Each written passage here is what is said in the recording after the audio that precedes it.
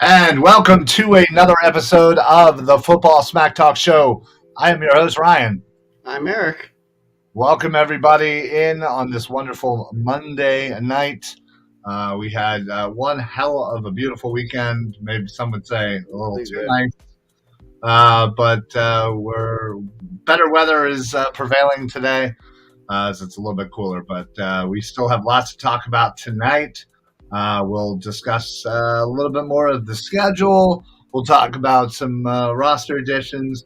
And then we're going to go into positional rankings in the NFC East.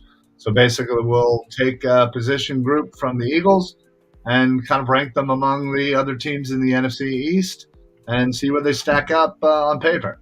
But first and foremost, I definitely want to say thank you to everybody who came out on Saturday to Lenny and Susie in Pittman, New Jersey during the Pittman Craft Fair. Special shout out to Seamus from the Philly Underdogs, the owner of the Philly Underdogs group, and of course Lenny and Susie for having us out.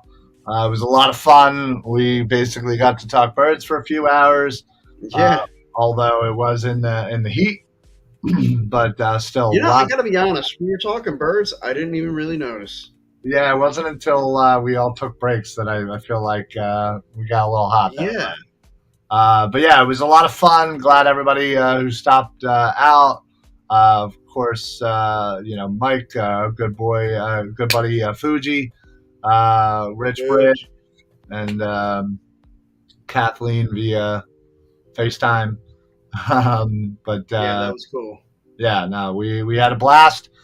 So certainly check out that episode where we just kind of talk birds, and it's all over our socials, especially on Facebook. You can check it out. So anyway, Eric, I wanted to discuss, as obviously the last time we were on air, Yeah. we officially had not signed Bradbury. Now we bring him into the fold, as we had often speculated that would be a great move for us, and they went out, and how we went out and did it. Yeah. Got a pretty good fair market deal, low cap hit. A In deal, fact, 1 year costing the deal. Giants more than it's costing the Eagles this year. Right. Yeah, it's actually, which is great. So yeah, his cap hit's like under 3. Total deal is worth 10 million. With some incentives laced in there. So yeah, it was really great to get him opposite Darius Slay. So now I feel a lot better about our defensive backfield. Oh yeah. So certainly we still have question marks at safety, but again, when you have those two guys in front of you, and with the play of Avante Maddox in the slot, I feel a lot better going forward. With this season, especially with the wide receivers we're going to be facing. So, I'm glad Howie made this move, and who knows, Howie might not be done.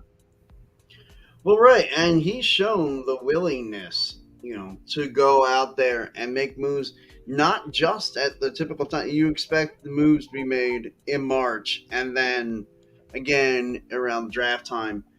Howie Roseman, just when he sees an opportunity, whenever that opportunity is, he's always ready. Yeah, no, he certainly seems to take advantage when he can, which is absolutely fantastic. So, on paper, this team looks really good. They certainly have improved a lot on paper. Now, Yeah. obviously, they got to go out and take care of business, but still, I'm super excited to kind of see what this team can be and what they can bring to the table. So, we had talked about the little bit about the schedule on Saturday. And I think we both kind of came, the two of us, and of course Ryan, one of our hosts from the Philly broadcast, we all kind of went in that like 10-7, 11-6 range, which I think is Right. fair to, again, considering they won 9 games last year, and they've definitely improved their team pretty significantly. I'm glad that we didn't kind of go a little overboard with our schedule predictions. And I was a little worried about that, for me anyway, because I like to be a bit of an optimist. And, I'm sitting thinking, I'm like, dude, we could, like, I was fully anticipating I would go through the schedule, be like 1-0, 2-0, 3-0, 4-0, 5, like, and all of a sudden be Super Bowl. like, yeah. Which, Like, don't get me wrong, there are people out there who are that crazy to think that the Eagles well, of are course. Super Bowl bound, but I'm not saying that it's an impossibility, but Well, I there think are a lot of teams, need a lot to. of pundits like the Eagles are one of their like dark horses, like a team to watch. Yeah, I can certainly see that. I think Mhm. they certainly can be one of the more improved teams, just given how great their offseason was in Right. comparison to the other teams in the league, and specifically the other teams in the NFC East. Dallas, I would say, got worse, Mhm. and the Eagles got a lot better. I think Washington had a decent offseason. Same with the Giants. I still think the Giants have a lot of holes. They just had a really good draft. So Sure. I think they're on the right path anyway, but they're still a few years away. And I think Washington, with Carson Wentz at the helm now, kind of has, some question marks at certain key positions, quarterback being one of them. And you don't know what Carson Wentz you're going to get. Are you going to get, 2017 or even early, last year when, he was doing fairly well for the Colts, kind of came crashing back down to earth. But, Yeah, you over know, the course of 2 games. Yeah. yeah, so I just think depending on what Carson Wentz we see will determine the Commanders and how well they go, because they do have a really good defense and they do have a few weapons on offense. It's just, again, just like most teams, they have pretty glaring weaknesses and holes that still need to be addressed. And I think, like, when it comes to Carson Wentz, anyway, I think we've kind of just seen, like, this is who he is. He's inconsistent. He's wildly inconsistent. You're going to get really high highs. You're going to get really low lows. I mean, and normally he doesn't, like, it seems like I think you'll know in the first couple of possessions each week what you're going to get from him. Yeah, I mean, it's very very possible that is the Carson we will see from now on. So, and certainly when we get into the positional rankings, that's certainly, I feel like even with the uncertainty we had at quarterback, I feel, Sure. We're probably better positioned than the Giants and the Commanders at this point. Just, given the fact that those teams are also very unsure of who they have leading the team at quarterback. Yeah, it's funny. Like, you look at the NFC East, and I'd say the Dallas Cowboys know who their quarterback is and who their quarterback is going forward. Yeah. And whatever your opinion is of Dak, like, I mean, Right. he's number one in this division. I'm sorry, guys. Like, right now, that's where he is. Yeah. Oh, yeah. Yeah, 100%. We can easily take that leap. If you want to go ahead and jump into it, but I didn't. Yeah, no, we can. Why not? Why not? Let's get right into it then. We'll start on the quarterbacks. I mean, we're already talking about it. Dak Prescott, while I feel like has shown at times he could be an all-pro quarterback. He also, again, is pretty inconsistent and I don't think always makes the smartest plays or decisions. And that certainly hinders him for sure. But I feel like we could say that about any one of these four quarterbacks. I mean, you definitely could. I feel like, though, with Daniel Jones and Carson Wentz, again, the flashes of brilliance are fewer and farther between than say a Dak. And I feel like the inconsistency and maybe the bonehead play is a lot more. Right. And I feel like with Dak, his ceiling is higher than the others, at least right now, and his floor is higher than theirs. Yeah. No, I think that's safe to say. So I think we can easily put Dak 1, Jalen 2. Yeah, I would agree with that. I think then the question is 3 and 4. Who do you put ahead of one another? Is it Daniel Jones at 3 or is it Carson Wentz? I put Carson Wentz there, and that's, to me, like, they both fluctuate. I just think Carson's highs are a little higher than Daniel Jones's. Yeah, no, I can definitely see that for sure. So we'll go Dallas 1. We'll go Eagles 2. We'll go Commanders 3, and we will go Giants 4 for the quarterback. Let me just write this down so we have a record of it. All right, then moving on to the running back position. This is another tough one because I feel like each team has a very good running back and certainly at times can take over a game and be just a dominant force. And it all, again, depends on kind of usage and situation. But I feel like this might be one of the tighter races that we decide tonight. I completely agree with you. Like, look, I could make the argument that the Eagles are the number 4 team in this, and they were the top rushing team in the NFL last year. Right. Yeah. And the New York Giants, I mean, I think they may have the best running back of this group, but maybe, like, if you ask about the best running back group, is it that Dallas Cowboys? I mean, Yeah. I honestly, I think I'm going to go Dallas here I because, think I am too. Zeke certainly hasn't been the Zeke we've seen the last couple of years, but he is still very effective. And you also have Tony Pollard, who, again, when given the opportunity, does a lot with it. So I think that 1-2 punch with those two probably are the best 1-2 punch Yeah, in the division. And like you said, maybe the Eagles have an overall better, run game, but I think that's a lot on the offensive line. yeah, I agree Whereas, with that. not saying that Dallas doesn't have a pretty good offensive line. I just think their running backs probably do a little bit more than ours. So I'm pretty confident in saying Dallas is probably the best run team. Oh, what's going on, buddy? Dylan checks in and says, Jalen Hurts or the Mexican pizza from Taco Bell. Uh, let's see. If you would have said Crunchwrap, I would have went with Crunchwrap. But I'm gonna go Jalen Yeah, Hurts with the Mexican pizza. yeah, I'll go with that. I mean, Crunch Wrap Yeah, or the or what's the or no, the Crunch Wrap is that like square thing, right? it's the one that's kind of all together, wrapped together, where the Mexican pizza is just kind of like a Yeah, pizza yeah, yeah. made of Mexican ingredients. Uh, yeah, no, I'll take Jalen over the Mexican pizza, but not over the Crunchwrap Supreme. Yeah, I think I'm with you there. There you go. All right, so we both are going to put in Dallas. I think honestly, next it has to be the Eagles, just given their overall run game and the fact that Right. they're very deep. Gainwell is a young and up and comer. You obviously have Boston Scott, and then again, you kind of have a couple of young kids that are in the fold here now. Hold on. I had to try the Mexican pizza for the first time tonight. My daughter is slamming the Crunchwrap, right?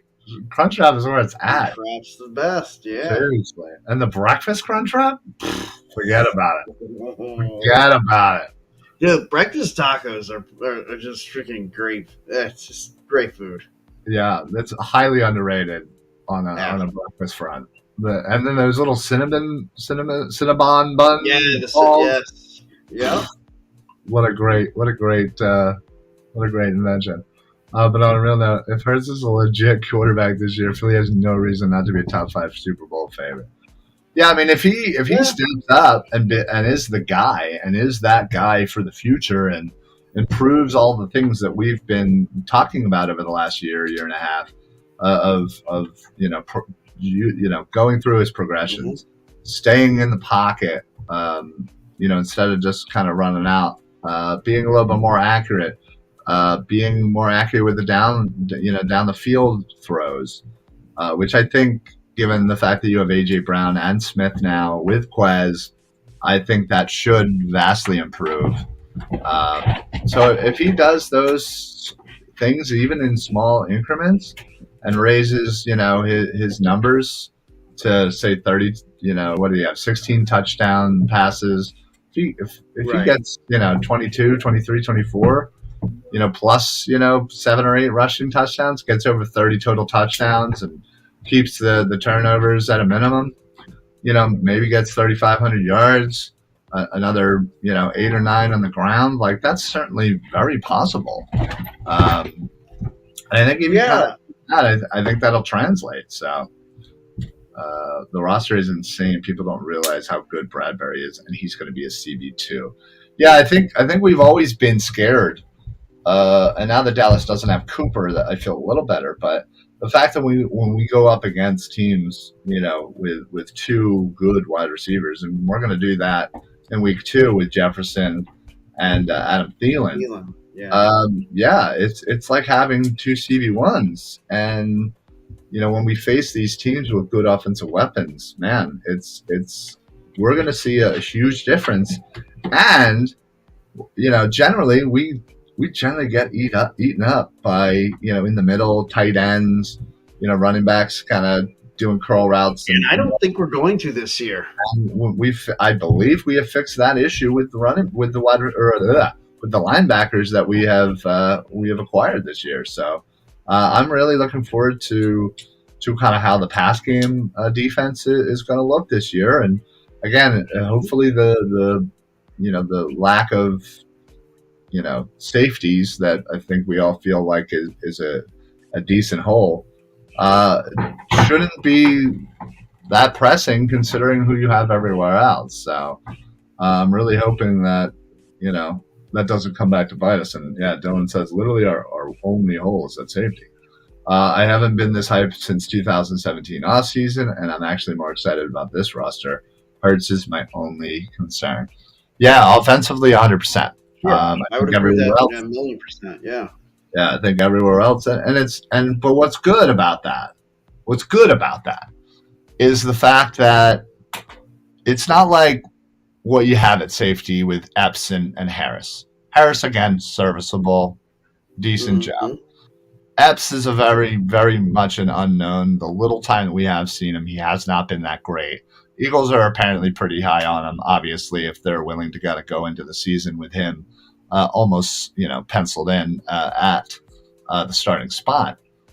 Whereas you have Jalen Hurts, where, man, you've seen him take over a game.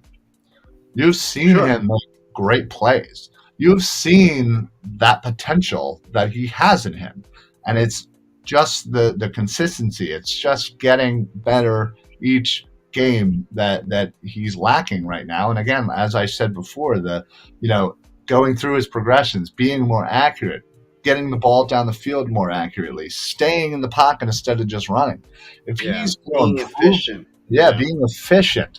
If he does those things, then I think this team actually is a legit contender, in the NFC playoff picture. I think I'll ask you the question. Yeah. If they aren't a legit contender, aside from the quarterback, what do you think is the reason we sit here at the end of the season and say that was the reason? So you're saying, Eagles don't make the playoffs. Jalen Hurts, right? Or if they do, they're like that bottom, that 7 seed. Yeah. So they sneak in, they lose in the first round, and Jalen Hurts has himself a decent season. Right. What would be the other reason as to why this would happen? Right. I think ultimately, it's on coaching at that point.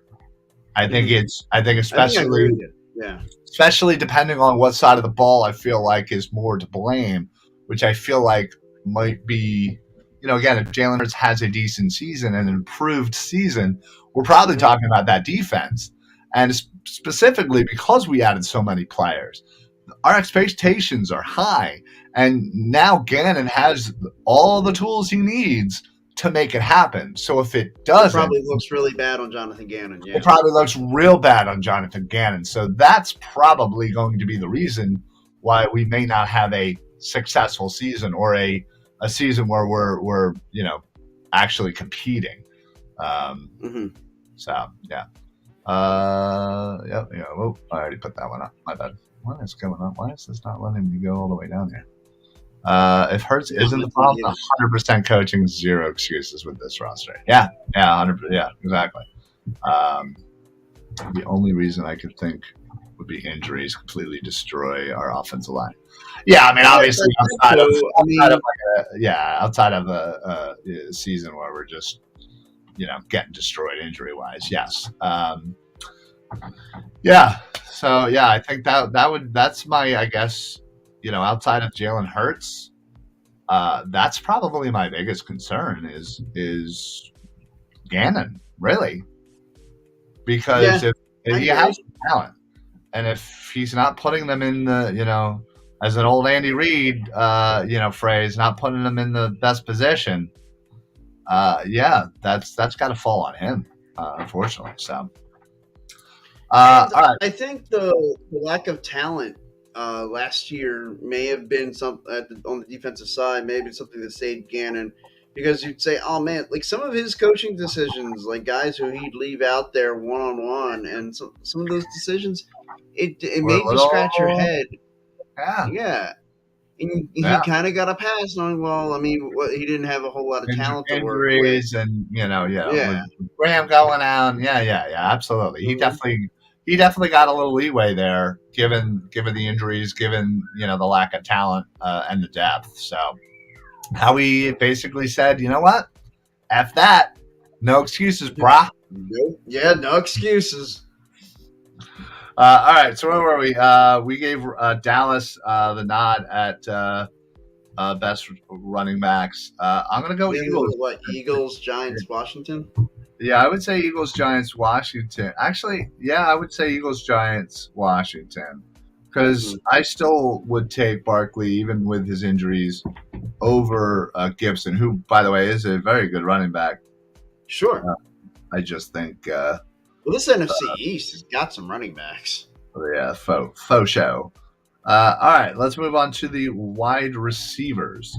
Obviously, we know all about our wide receivers now with A.J. Brown in the mix, with Devontae Smith now essentially being wide receiver number 2. You have Quez Watkins at number 3. And then from there, it's a combination of maybe Rager, Pascal, maybe Hightower, again, maybe one of the, undrafted guys. Are we just discounting my man Greg Ward? Oh, I'm Greg Ward. Sorry. He's just like one of the, he's just like. He is an afterthought right now. He is an afterthought. You're right. Unfortunately. And this may be the year he doesn't make the squad, personally. I think you might be with me. Yeah. So you have him. Let's go to the Commanders. You have Terry McLaurin, Curtis Samuel, who again has dealt with injuries and time away from the field. You have rookie Jahan Dotson from Penn State in the mix. Let's see. I'm trying to think of anybody else. They have Michelle Markin, former Eagle. They don't. Cam Sims, had a few decent catches, but not much there. Dallas now has obviously CeeDee Lamb and Michael Gallup. They added James Washington, formerly from Pittsburgh, who I've always thought was pretty good talent. They added Jalen Tolbert. They have Noah Brown, who again did a few decent things last year. And then the Giants wide receiver group is zero touchdown group. It's Kenny Golladay, Kadarius Toney, Sterling Shepard, Darius Slayton. They drafted Wan'Dale Robinson, I believe, in the second round. So they have a few guys there as well. They just injuries and underperformance last year. So Eric, I'll start with you. What are you thinking? Who takes test me the Eagles? I mean, A.J. Brown and Devontae Smith. Like, I got to go Eagles 1. Okay, I can take that. All right, who are you going next? Number 2. Gosh, I feel like we could just clump the other 3 together, and you could get. I'm actually gonna say Washington here. I think they're a little bit deeper outside of CeeDee Lamb and Gallup. Now they don't have that much. Yeah. And I like the Dotson added to the mix, and I've always liked Terry McLaurin and Curtis Samuel. I always like. I just feel like injuries have really hampered him. In my mind, I was going between Washington and Dallas. I think Dallas has to be 3, and the Giants will give another 4. All right, tight end group. Obviously, Eagles have Dallas Goedert. And then, Jack Stoll, Tyree Jackson. They drafted Cal Katera.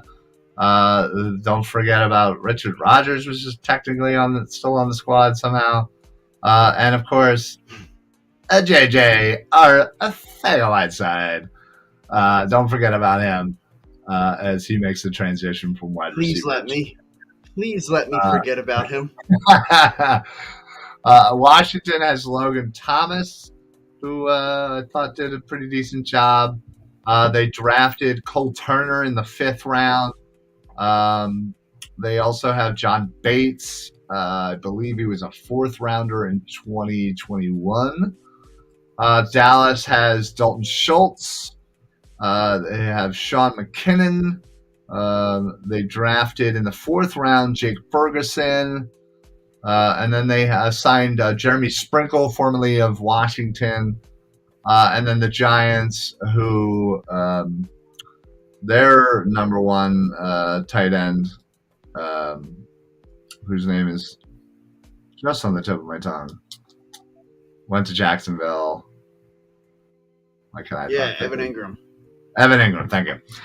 So he's no longer there, but they did sign Ricky Seals-Jones from formerly of Washington. They also signed Jordan Atkins from Houston. They drafted in the 4th round Daniel Bellinger, and then they got a couple of undrafted free agents floating around. So, again, I like Atkins and Seals-Jones. I just think they're below average as far as standard starting tight ends go. But yeah. So who would you say has the best overall? It's tough because I feel like Goddard's really good, and I feel like Tyree Jackson certainly has promise, and I like that Calcaterra kid. I just think outside of the starters, there's really not anything going on for anybody. So so I probably just end up going the starter. Probably the best. I'll probably say Dallas 2 and Washington 3 because again, I think Washington at least has a second tight end that can be somewhat relied on, and then the Giants just Yeah. Giants gonna Giants. Giants are gonna Giants. So, yeah. Let's see. Yes, that's the way we already did. Yeah, we ranked Dallas 1, Philly 2, Giants 3, Washington 4 for the running backs. I think Washington is a sleeper this year. Not saying that was great. It's just not going to be surprised if they come out swinging and compete for the division. Yeah, I think they're going to be a lot better than people realize. Again, their defense is really good, and I think they're going to go as far as as Carson Wentz takes them. Honestly, yeah. All right, and then last but not least, on the offensive side, the O-line. So we obviously know our fantastic offensive line: Jordan Mailata, Landon Dickerson, Jason Kelsey, Sayamalu, Driscoll, right guard, and of course Lane Johnson on the right tackle. They just obviously drafted Cam Jurgens. They have Sewell Petta. They have Andre Dillard. They have whoever doesn't win the job at right guard. They have, Brett Toth, who I actually kind of like. So they have a good starting offensive line. They have good depth. Moving over to Washington, they have Charles Leno Jr. They have Andrew Norwell, who I thought was a great pickup for Washington, the free agent from Jacksonville at left guard. I think he's one of the better left guards in the game. They have Chase Roulier at center, Trey Turner, they picked up from Pittsburgh, and then Sam Cosmi, who I believe they drafted in the 2nd round of last year. Nobody of worth to say regarding depth, granted mostly because I don't necessarily know their depth. Dallas, obviously, Tyron Smith, Tyler Smith, who they just drafted this year in the 1st round at left guard. They have Tyler Biadasz. I cannot pronounce that. They also, I will say at center, they also, I don't see it. They also picked up Alec Lindstrom, I believe from Boston College, as an undrafted free agent. I actually liked him in the later rounds. They obviously still have Zach Martin at right guard, so they certainly still have a couple of badass guys there. And then right tackle, I think they're going with Terrence Steele, who was an undrafted free agent in 2020. So yeah, they have Connor McGovern backing up or going to fight for the left guard position there. So overall, they have a couple of guys, but again, they lost La'el Collins, and obviously their star center retired last year. So it's certainly not as good as it once was, for sure. All right, moving on to New York. They have Andrew Thomas, who they drafted in the first round of 2020. They have Shane Lemieux, John Feliciano, who I think they really don't have anybody at center. I think he was an undrafted free agent this year. They have Mark Lewinsky, free agent from Indianapolis, who I actually really like. And then, of course, one of their first round picks, Evan Neal, in the first round from Alabama, who is most likely going to be a monster. They picked up, Ben Bredesen, backup center, Matt Pert, Max Garcia from Arizona. So they don't have a crazy amount of depth, but it's not bad. But I think I got to go Eagles here. I think it's a clear cut. Across the board, the best starters and the best depth. Outside of that, I still got to give it to Dallas, even though they certainly lost a few. They still have some all pros on that team. Next I got to say Washington. I think the addition of Norwell, combine that with Leno Jr., really gives them a nice left side of the line. I've always been a fan of Trey Turner, who was just with Pittsburgh, used to be with Carolina, and then Cosme, who they drafted again last year in the second round. I think it's halfway decent. Their only question mark, I think, is center at this point. And then, of course, the Giants, who obviously got better with the addition of Evan Neal. I just think they're still a few years away as far as fixing that line. What's going on, Fuge? What's good, fellas? It was good seeing you guys Saturday. Likewise, always good to see you. Glad you were able to come out and have some fun and get some jerseys. I know. What did you pick up? 4 jerseys, I believe. That's good on you. Yeah, he took one right out from underneath me. I was gonna get. Oh, did he? Oh, which one was this? Yeah. Which one? Seth Joyner. Seth Joyner. So wait, I thought Fuge had a Seth Joyner. I guess not. I would have thought you would have had a Seth Joyner. I would have thought so too. Yeah. I mean, obviously on the list there'll be plenty. It's one of those things that, like, I keep thinking, well, obviously Seth Joyner's an easy one to get at some point, and I will get it at, So it's like I see others that I'm like, oh, I may not have another chance to get this one, and like I see Jordan Mailata, and I'm like, and how about it? You were talking about offensive line. I have 3/5 of our starting offensive line. I have their jerseys. I do too. I do too now. I do the same thing. I feel like I don't have a Nick Foles jersey. I know that some people may think that's blasphemous as somebody who is literally trying to get a jersey for every single Eagles number 1 through 99. I don't have a Nick Foles jersey.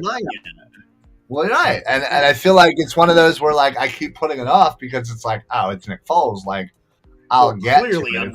It's not going to be a difficult one, but apparently it kind of is because, just looking at eBay or other places like that, people have those jerseys like so high for Nick Foles. So it's I may just end up just ordering a real one on like Fanatics just to get one, but right. Yeah. So right now I'm up to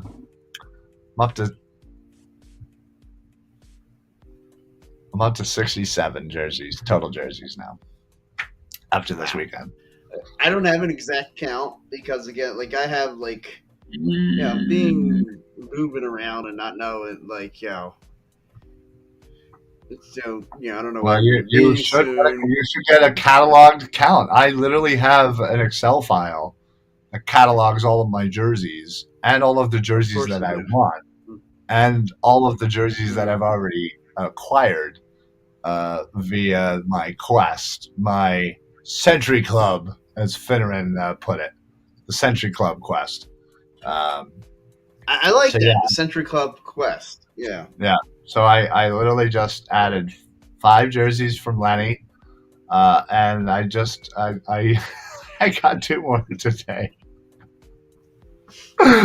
I saw a great deal on a Connor Barwin jersey that looked exactly like the one I used to have, and it was mad cheap. And then I may have accidentally bid on a Bill Berge jersey that was pretty cheap, and won that today. Nice. Oh, well. So yeah, I'm officially at Oopsie doopsie. oopsies. I'm officially at 54 of the 1 through 99. 54 of them I have a jersey for. So I'm probably gonna get this done a lot sooner than I realized.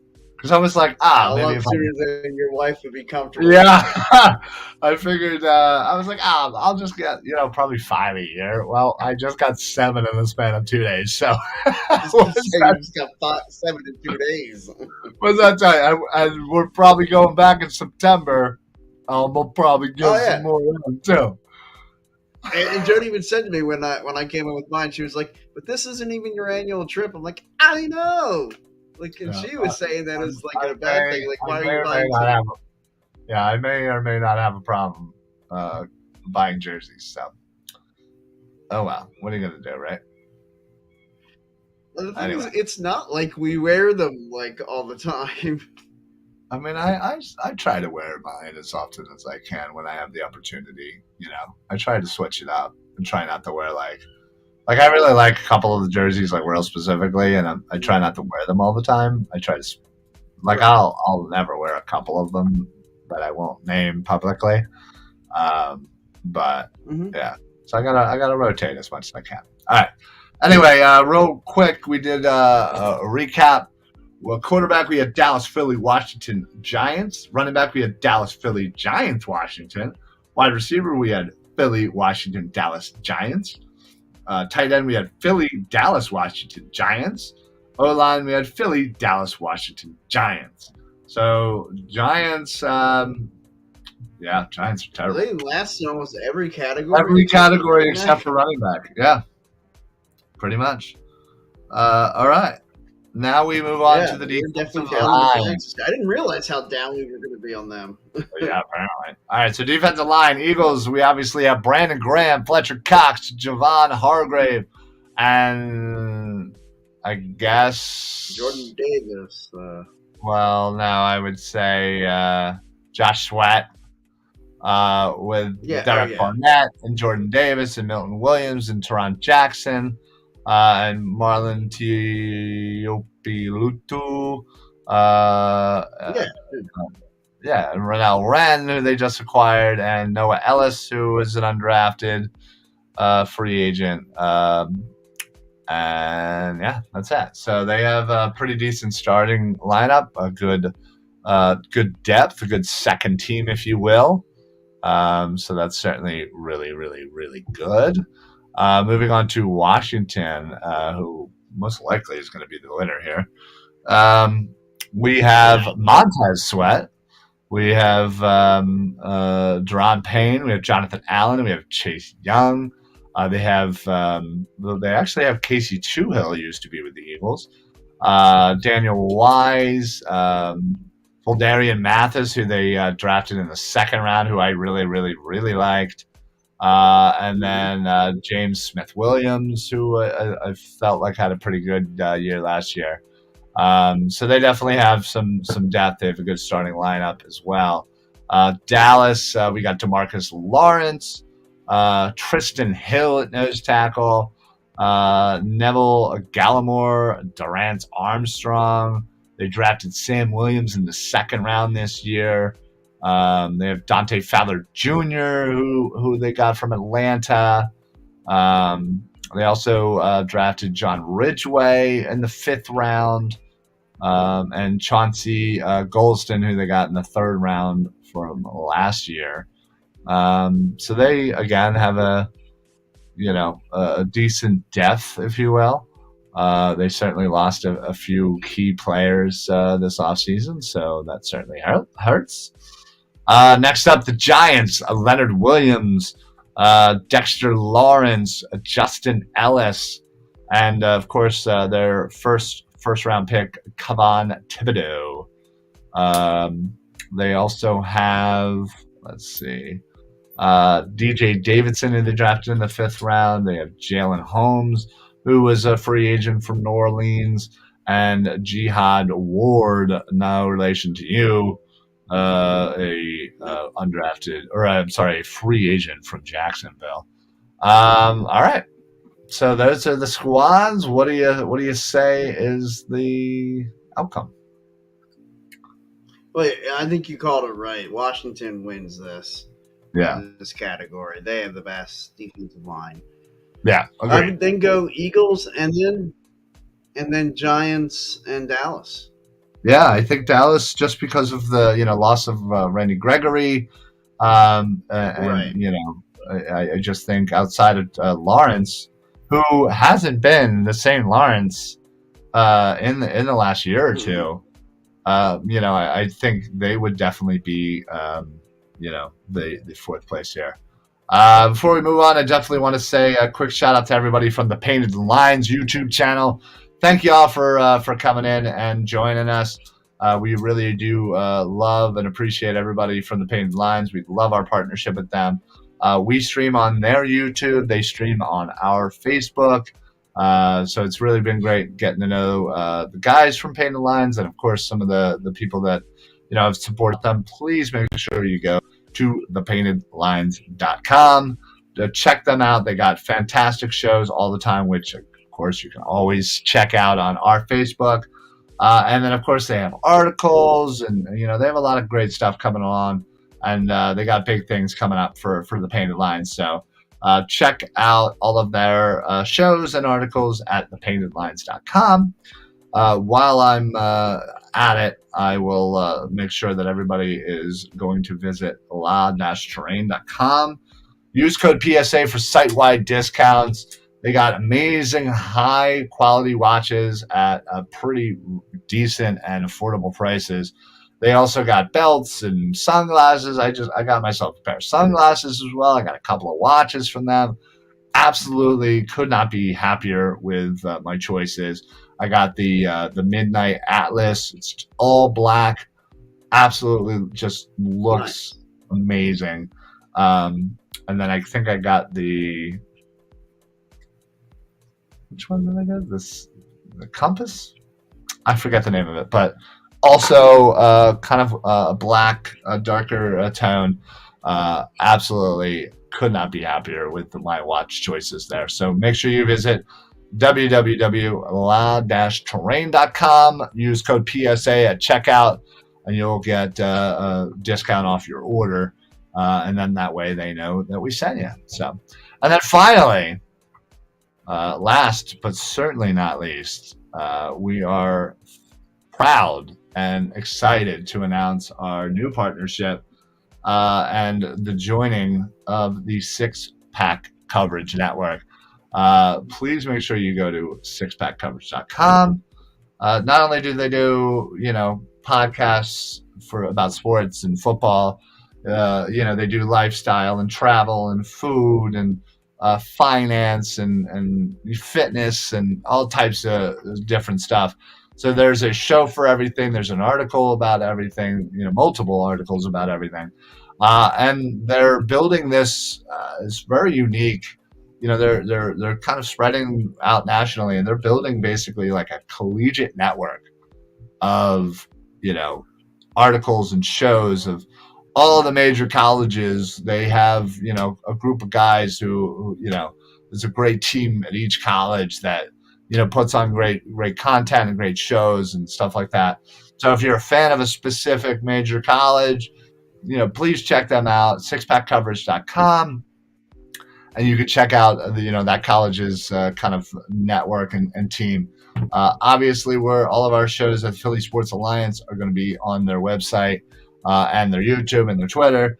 So check that out. And of course, our brother network, as we call it, CEV, is also there. So we're doing a whole Philly takeover. Trying to bring that Philly attitude, that Philly style down to Six Pack Coverage, which is based in Tennessee. So they're big volunteer fans down there. In fact, one of their flagship shows is the head of Six Pack Coverage, Andrew, and the great NFL great Albert Hainsworth, who former volunteer. They do an awesome podcast about the volunteers. So I've checked it out a bunch of their episodes. It's really, really good. Even though I'll be perfectly honest, I know nothing about Tennessee football outside of Peyton Manning, Reggie White, and Derek Barnett, I guess. I'm sorry. Sorry, yeah, I really shouldn't have put him in that category. But yeah, yeah, I felt bad even saying it. So one of these things is not like the other. I know, right? What's up, Bald Eagle? Going on one of the best shows on our network, Philly Sports Alliance, is the Bald Eagle podcast. Absolutely. Normally on Wednesday nights at 6 o'clock. Make sure you check him out because dude just breaks shit down. Like that should be his job. He's just to break everything down. Because you watch one of his shows after an Eagles game, it's insane. Play by play, full analysis from somebody who used to play semi-professionally, has that kind of that knowledge. And I'm telling you, I learned so much watching every single one of his episodes after each game. So check him out. Bald Eagle Podcast Wednesdays. Sean, great to. You know what it is? It's the hardcore football fans. It really is that, or even if you're wanting to know a little bit more about a certain play or a certain game, or like you just want to have it from a different perspective, a different eye of like, oh man, why did they do that? Or what happened on that play, man? Like, Bald Eagle. He'll break that down for you. He'll let you know. I just realized we're also wearing very similarly colored shirts. Yeah, we did not coordinate this, guys. You're wearing Phillies. I'm wearing Journey. No, I'm wearing Sixers. Yeah. Oh, is it Sixers? Sorry, I couldn't. Oh yeah, there it is. Now I see it. Yeah. Yeah. So, but yeah, thanks, Sean. Appreciate you popping in, bud. All right. So we did defensive line. Let's go to my favorite, the linebacker. Favorite position. All right. So Eagles, we have Hassan Reddick, who is technically considered a linebacker. Kazir White, again, who we got from the Chargers, the Los Angeles Chargers. We have TJ Edwards, who has been steadily improving each year. We obviously just drafted Nakobe Dean in the 3rd round. We still have Davion Taylor, another 3rd rounder back in 2020. He's kind of been a raw player, but we've really seen that speed. We've seen him flying around, and we've seen these small incremental, improvements over the years. Don't forget, you also have Patrick Johnson, who's still around from last year, 7th rounder. You have Sean Bradley, a 6th rounder from 2020. You also drafted Kyron Johnson in the 6th round this year. You have Jacoby Stevens, just threw my pen. We don't have Joe Osman, by the way, who was on the team as of like a few hours ago. He has been waived. So you have some talent.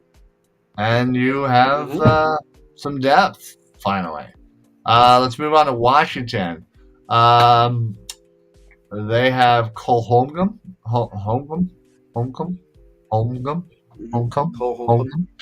Yep. Jamin Davis, who they drafted last year in the first round. They also have David Mayo, who they acquired from the Giants. They have Hudson, who they drafted in 2020 in the fifth round. Yeah, not really much going on in the linebacker at Washington. Moving on to Dallas. They still have Leighton Vander Esch. They obviously have Micah Parsons, who went soon after Devontae Smith. They have Jabril Cox, who they drafted in 2021 as well. This year they brought in Devin Harper in the sixth round, Damone Clark from LSU in the fifth round. They also have Luke Gifford as well. So they have a decent linebacking core. And then finally, the Giants. They have, here they have Thibodeau as kind of a linebacker / D end. I'm still going to put him at a D end. Yeah. They have Blake Martinez, who they got from Green Bay, who I was a fan of. They have Tate Crowder, who I thought did a very decent job. He was a seventh rounder in the 2020 draft. They have Aziz Ujulari, second rounder from 2020. This year they added Micah McFadden in the fifth round, Darian Beavers in the sixth round, who I actually really like. They also have Carter Coughlin as well. So yeah, they have again a halfway decent linebacking core. So Eric, I'll start with you. What are you thinking? Well, I think because of how top heavy they are, the Dallas Cowboys have to be number one. Yeah, I mean, again, they they definitely, with Vander Esch and of course the great rookie season of Parsons. Yeah, I think that's probably pretty good to have Dallas number one. Who are you thinking number two? I'll tell you, I kind of like where the Eagles are right now as far as number two. Yeah, I like it. You've got to be ecstatic. This has got to be. Normally, they are fifth place. Yeah, out of 4 teams. I mean, this is the best I've seen the Eagles linebacker core since I don't even know when to go back to. I mean, like even during the Andy Reid days. I mean, like the Jeremiah Trotter, and then who else was it? Like, yeah, I mean, you're right. You're absolutely right. Next, I would definitely have the Giants again, depending on what you put Thibodeau in. But regardless, Blake Martinez, I really like, and Tate Crowder, I think is a nice young player as well. Yeah, and Ujulari, I do like Ujulari as well. So I will put Washington last. Yeah, in fact, I put the Giants. Like, I think they're closer to the Eagles at number 2 than they are to number 4 in Washington. Yeah, no, I absolutely agree. Yeah. All right. Next, we're going to put the defensive backfield under the microscope. Eagles, obviously, at safety have Harris and have Marcus Epps. They have Kevon Wallace. They have, I guess, Chichiri. Andre Chichiri is listed as a safety. But he can kind of play corner as well. You also brought in Reed Blankenship, an undrafted kid. Obviously, we know who we have at a corner with Darius Slay and James Bradbury. We have, of course, Avonte Maddox in the nickelback to slot. We have Josiah Scott. We have Zach McPherson. We have Mac McCain. We have Tate Gowan, who I like. Craig James, Kerry Vincent Jr., and then a couple of undrafted, Josh Joby and Mario Goodrich, I think are certainly, really good undrafted free agents. So, anyway. Yeah, and all it took was getting that second corner, and I feel like this secondary went from a position of weakness to a position of strength. Yeah, no, absolutely agreed. Washington, on the other hand, they have Cameron Curl. They have Bobby McCain. They just drafted Percy Butler in the fourth round. They brought in Will Adams, an undrafted. kid, and they have Derek Forrest, last year's 5th-round pick as far as safeties. Their corners are William Jackson, who they got from Cincinnati, who I really like. Yeah. They also brought in Kendall Fuller, a free agent from Kansas City. They also have not a lot. They have about 2 or 3 undrafted free agents. They have Christian Holmes, who they drafted in the 7th round. He might as well have been a free agent, undrafted free agent. They have Benjamin St. Just or Justy, last year's 3rd-round pick. So not a lot going on there. They also have Danny Johnson, who normally plays the nickel. Dallas has Kelvin Joseph and, of course, Trayvon Diggs at corner. They have Malik Hooker and Jerron Kearse, who I actually do like. Let's see. They have Anthony Brown. They have Jordan Lewis. They definitely lost a few names there in the secondary, but still have some decent players. And then finally, the Giants have Julian Love, Xavier McKinney at safety. They just drafted Dane Belton in the 4th round. They signed Henry Black as well from Green Bay. They have Dory Jackson, who they got from Tennessee. They have Aaron Robinson, who they drafted last year in the 3rd round, who I actually really liked last year. They have Darnay Holmes, I believe 2020's 4th rounder. And then, not much other than some late rounders and undrafted free agents. So, Eric, I'll let you go. Who are you thinking here? I think this has got to be Eagles 1, Dallas 2, Washington 3, Giants 4. I'm sorry, say that again? Eagles, Dallas, Washington, Giants. Yeah, that's exactly what I would add. All right. And then do we want to do like a special teams or not even bother? Nah. All right. So, defense. We have defensive line. Unless we're behind the Cowboys, then absolutely let's do special teams. Right. So, defense, we have Washington, Philly, Giants, Dallas, linebackers, Dallas, Philly, Giants, Washington. Defensive backs, Philly, Dallas, Washington, Giants. So, overall, we have, let's see, 1, 2, 3 times where the Dallas Cowboys have the first in the rankings. Okay. We have 1, 2, 3, 4 for the Philadelphia Eagles. All right. And then we don't need to go for the special teamers.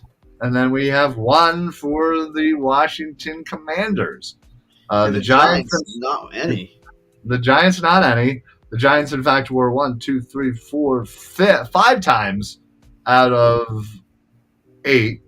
5 out of 8 were dead last. Oh. And the other 3 that they weren't dead last? They were 3rd. They were 3rd. Yeah. Mm-hmm. Yeah.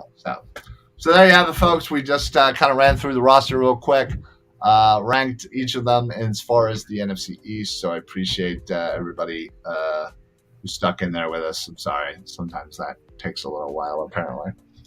I got the let's go. Oh, did you get the wrap up sign? I got to wrap it up, B. All right.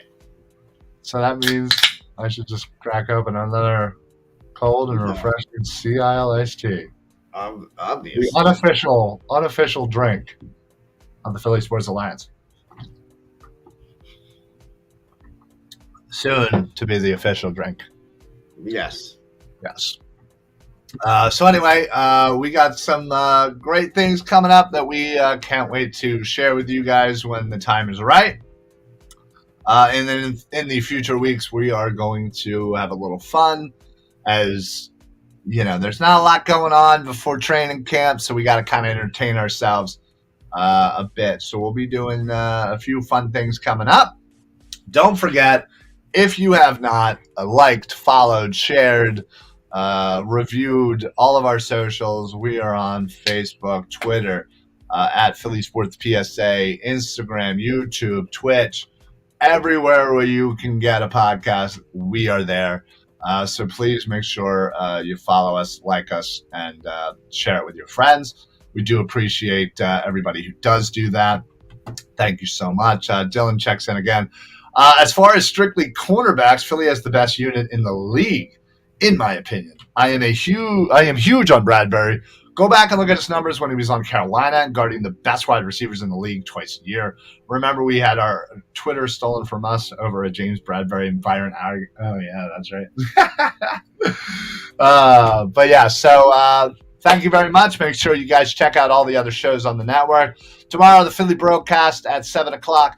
And then, of course, our Birds of the Round Table show will be at 8 o'clock with Ryan from the Philly broadcast and your favorite host from the TPL. So check that out. Bald Eagle on Wednesday, TLC on Thursday. So make sure that you follow us. We are going to head on out. Thank you so much. We will see you guys next week. Eric, anything to add before we pop on out of here? No. All right. So for the Philly Sports Alliance and the Football Smack Talk show, I'm your host, Ryan. I'm Eric.